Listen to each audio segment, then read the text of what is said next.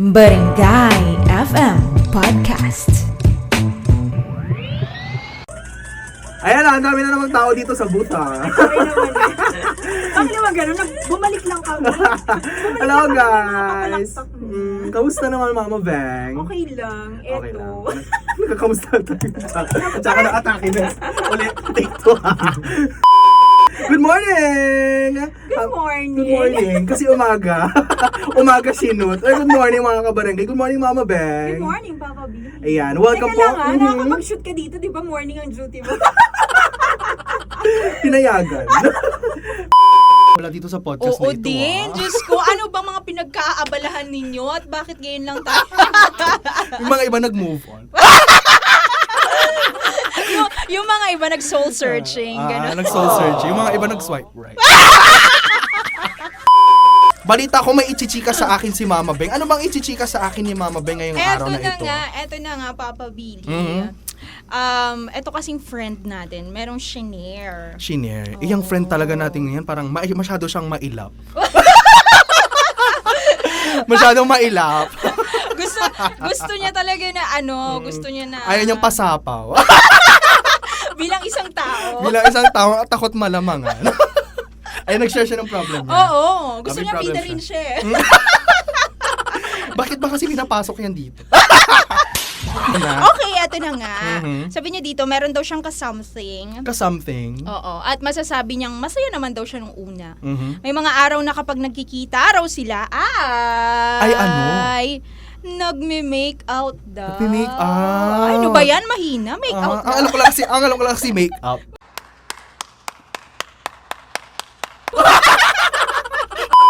Okay, tuloy. Okay, ang iniisip ko habang tumatagal, parang wala nang bago sa relasyon namin. Mhm. Tanong ko lang, ayos lang bang sa akin manggaling ang initiative na mag-level up na ang relasyon namin at going official? Ayos lang bang sa babae manggaling ito? Teka, tama ba ang narinig ko? Mm. Hindi pa sila official. Yes! Hindi Pero- sila official pero may May tsurbahan. May tsurbahan. Okay. So, ang tanong niya ay, okay lang daw ba na sa babae manggaling ang initiative? Oo, na mag-level up ang kanilang relationship. Meron- Or na mag-level up ang kung ano mang meron sila. Pero alam mo ba, Mama Go Beng, official up. meron akong mas magandang tanong dyan. Ano? Ang magandang tanong dyan ay, since di ba sinabi niya hindi sila official na dalawa, Oo. pero may eto ang tanong, mga kabarangay, para sa ating pagbabalik, napakainit ng pagbabalik natin sa podcast Ano yung episode. tanong mo? Ang tanong natin ay, okay lang ba o ayos lang ba na magkaroon ng kahit wala silang label? Akala ko yung tatanong mo, masarap ba?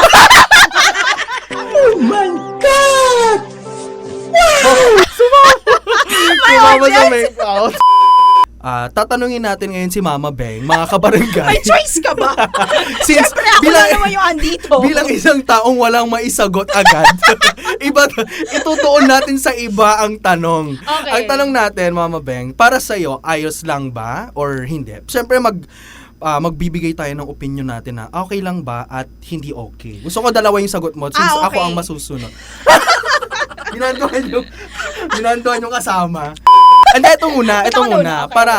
para malinaw sa mga kabarangay natin. Nagkaroon na ba ng ka-situationship ang Mama Beng? Walay pa. Walay pa? Oo. O paano mo sasagutin? Oo nga di ba? Tingnan na lang natin yung sitwasyon. Okay, sige. Since both sides naman yung kailangan nating ibigay, Mhm. tingnan na lang natin yung sitwasyon. Mamili na lang siya doon. Oo, ayos lang ba? Ayos lang bang makipagtsuktsakan kahit walang label? Mhm. Ayos lang kung masarap. Oh my God! Sandali. Ang programang ito ay rated SPG. Hindi ko ina-expect yun. Ay, hindi ba? Okay lang. Ayos lang kung masaya ka. Yun.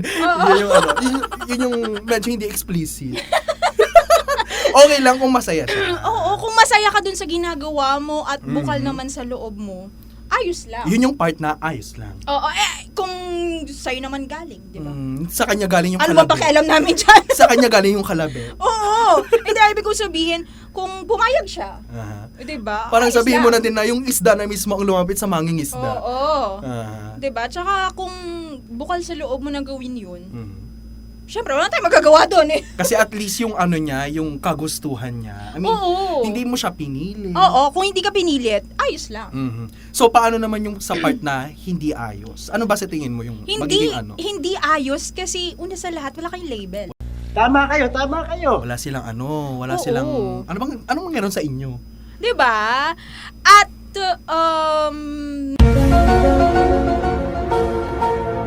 syempre sa mga mga noong henerasyon, Mhm. hindi pa po pwede 'yan. Dahil hindi pa nga sila kasal. Mhm. Diyos ko, 'di ba isipin natin, hindi pa sila kasal. Wala nga silang label. Tapos noon, sabi nakwento sa akin ng lolo ko. Kapag kunwari tinitigan mo lang daw ang isang babae, parang it's a crime na daw. Oo. Kasi 'di ba, yun yung sa panahon nila yon. Pero grabe ngayon, no? Parang ang normal. Mm-mm. Ang normal makipag-meet, ang normal makipag-kape. Ang normal magkaya ng kape. Kape lang ba talaga? So yun yung hindi okay na part doon yung wala silang label. Oo. Like, hindi ayos dahil, ano ba kayo? Hindi natin alam kung ano ba yung relationship nila, bakit allowed silang gawin. Oo. Kasi kung gagawin natin, kung ino-normalize natin yung ganyang bagay, Okay. kung ino-normalize natin yung ganyang bagay, asan na yung essence ng love? Para siyang Asan na yung essence ng relationship? para siyang judge. Kaya pwede kang mag-judge kasi judge ka. Parang ganun. Hindi, merong label yung bawat sector. Sector. Punta na sa DD. Baka maging DOH na to. Ano ka dapat kasi may relationship. May relasyon. Kasi ang pinupunto ko, Mhm.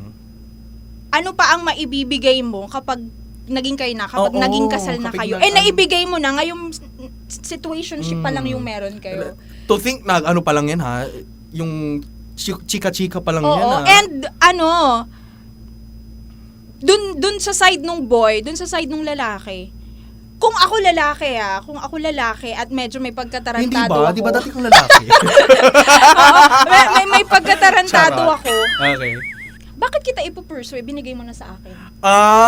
Okay. So, depende siya sa depende siya dun sa purpose, no? Oo. Purpose ng lalaki. Kasi, unang-una, before ka makipag-meet, before ka makipagkilala, you should know the purpose, you should know the intention nung lalaki, kung ano ba ang intention niya. May balak ba siyang ipursu ka? Oo. May balak ba siyang ligawan ka? May balak ba siyang panindigan kung ano man ang magiging outcome ng gagawin ninyo? Hindi yung, Diyos ko, bigay ka lang ng bigay. Abot ka lang ng abot. Tama. Give lang ng give. Oo, di ba? Parang kang nag-abot ng bayad mo tapos hindi ka sinuklian. Tama. Di ba? So, sa akin naman, Mama Beng, no, ikaw. same lang, ayos lang kapag sa both sides ay merong consent. Aha. Yung pinakamahalaga doon is yung consent. Consent, especially dun sa girl.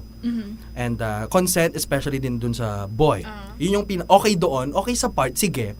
Kasi tao tayo eh, we have needs, may mga pangangailangan tayo. Ako, priority talagang pangangailangan ng pera. Saka na yan. Lahat naman, Saka na yan, chuchu. Basta may pera na. Pero yung pinaka-importante, meron kasing needs ang tao. Eh. So, ang pinakamahalaga dyan is yung consent. Kung merong consent, why not? Ito na yung part na medyo tagilid ako dun sa hindi ako okay dun sa walang label. Kasi, anong ginagawa nyo? I mean, bakit? Ayun na nga, yun yung bakit? Saka bakit? Para lang ba sa tawag ng laman? Para lang ba sa pang-satisfied ng pangangailangan? Nag-experiment sila, ano ka ba? Ano ba, di sana Dora ang pinangalan sa inyo. Dora the Explorer. Diba? Kung nag-explore pala kayo. Where are we going? Where are we check-in? Anong purpose nyo? Bakit nyo ginagawa yun? Just to satisfy lang ba? Or meron ba kayong plan? Meron ba kayong tinatahak na daan na on the latter part, after nyo gawin yun, meron kayong sinusundan na outcome? Okay, eto. Since nabanggit mo yung plan, Mhm. sobrang importante na kapag pumapasok ka sa ganyang sitwasyon, Mhm. alam mo kung anong gusto mo. Tama. I mean, alam kunwari ako, alam ko kung ano yung gusto ko, alam nung lalaki kung anong gusto niya, and alam namin pareho kung ano yung gusto namin, kung saan papuntahin, kung pareho ba kami ng tinatahak na daan. Kasi kung si lalaki ay for fun lang, tapos ako ang gusto ko ay something yung something seryoso, real. oo. Hindi Lugi. hindi talaga pwede yung ganun. Parang hindi mo kasi pwedeng ipilit kapag hindi yun yung gusto nung isa eh. Dapat, kaya lagi kong sinasabi, di ba Mama Beng, dapat una pa lang, before pa lang kayo mag-usap, alam nyo na kung ano ang intention ng isa't isa. Tama. Ano ang purpose, bakit kayo nag-uusap? Ano ang purpose, bakit kayo nag-fling? Ano ang purpose, bakit kayo nagkikita? Merong purpose kasi, di ba, parang ang old enough na kasi natin to waste time. Tama. Parang kumbaga, napaka-precious ng oras. Tapos, although sabihin natin, okay lang, kasi nakapag-spend ka ng time sa taong gusto mo or something. Pero, para sa akin kasi precious ang time. Kumbaga, ang hirap kapag nasasayang. Kaya dapat una pa lang, alam nyo na kung ano ang ganap nyong dalawa sa isa't isa. 'Di ba? Kaya, eto lang nga Mama Beng, para sa ating mga kabarangay, ano ba yung mga pwede nating sabihin sa kanila? Sa mga kabarangay natin, nakakikinig sa ating podcast episode, paano ba natin maiiwasan yung mga ganitong sitwasyon? Doon ako sa sinabi ko na kailangan alam mo yung gusto mo. Kasi kapag alam mo yung gusto mo, hindi ka may iba ng landas eh. Tama. Kung gusto mo lang ng fun, go. Kung gusto mo ng seryosohan, go. Ang hanapin mo yung seryosohan. And sobrang importante na pareho kayo ng gusto. Tama. Gusto ko yun. Yung mutual, yung understanding ninyo. Hindi yung, okay, sige, masaya to eh. Masarap to eh. Gawin natin. Masaya tayo dito, gawin natin. Pero at the end of the day, isipin mo, sino ba ang talo? Sino ba ang lugi? Tama. Sino ba ang lugi? Oo. Parang, hindi naman masama na maghangad ng worth. So, doon ako papasok, Mama Beng. Know your worth. Tama. Oo. Know your worth. Importante dyan ang self-worth, mga barangay. Huwag mong iaasa sa iba yung halaga mo. Tapos, same goes with dapat alam mo kung ano yung purpose mo. Alam mo yung kung ano yung gusto mong tahakin. Kung gusto mo ba ng fun, gusto mo ng relationship, it's up to you. Ikaw ang masusunod. Basta, para sa akin, huwag mong bababaan ng level mo para lang maka-jam ka sa isang tao. Tama. Makasama mo ang isang tao. Kung gusto mong makasama ang isang tao, make sure na pareho kayo ng gusto. Pero hindi dapat sana dumating sa point na ibababa mo yung level mo para lang makuha niya yung gusto niya at makasama mo siya.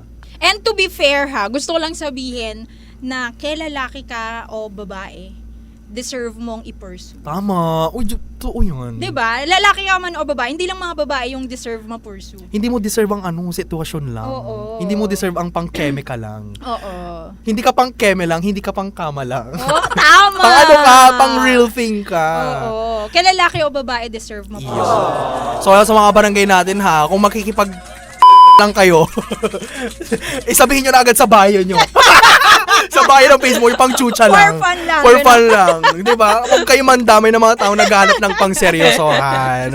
Maraming salamat sa mga barangay natin. Mag-thank you ka naman, Mama Thank you Beng. so much, mga kabarangay. Abangan nyo po ang aming susunod na Yun. episode dito sa ating Barangay FM 93.5 Dagupan Podcast. Sana sa susunod magsabay na tayo. Ulitin natin. Eto Take na two. nga.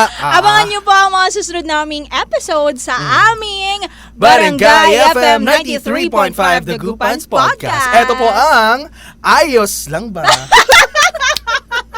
O sige na, papaalam na kami. Babalik kami sa susunod. Bye-bye!